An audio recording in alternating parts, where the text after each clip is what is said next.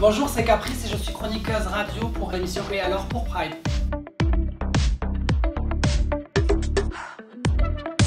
Faire rire les gens, tout en essayant de les éduquer comme je peux sur les questions LGBTQIA+, et féministes.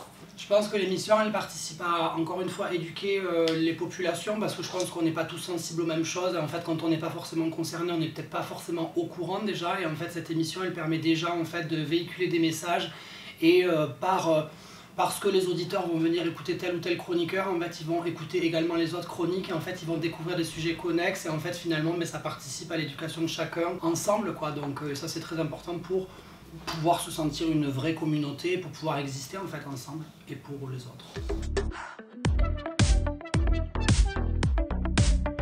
Pourquoi j'ai décidé d'être animatrice radio? Parce que c'était une belle opportunité, que c'était un bel exercice que de voir en fait chaque semaine créer du contenu humoristique et que pour moi c'était la suite logique dans l'évolution artistique qui est la mienne.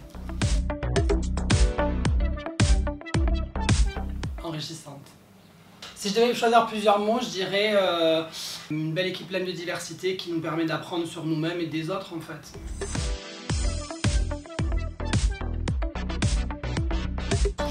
C'est plein de moments où on a rigolé, mais il y avait une émission, je crois il y a 3 semaines, où Flore particulièrement, j'avais dit je sais plus quelle bêtise dans la chronique, et elle pouvait plus s'arrêter de rire, et moi j'avais du mal à reprendre le contrôle du coup sur ce que je devais dire parce que je l'entendais glousser à côté de moi.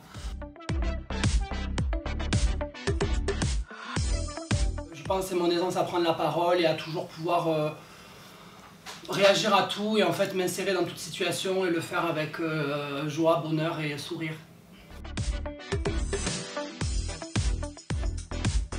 Je dirais que la première chose à faire, c'est déjà d'essayer de s'écouter parce que je pense que ça c'est très important dans la vie, savoir un petit peu faire parler les voix qui sont dans le cœur et en fait arrêter de chasser ce qui nous fait peur parce que forcément si on chasse soi-même ces émotions-là, en fait les autres les utilisent comme contre nous et donc de fait il faut s'écouter et en fait s'autoriser le droit de vivre.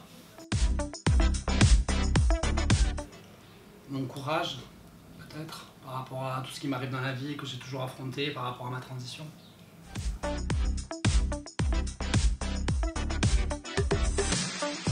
Je vais dire une petite réponse bateau, mais la fierté, une petite valeur commune. La fierté d'être nous et d'assumer qui nous sommes. Merci la Festival.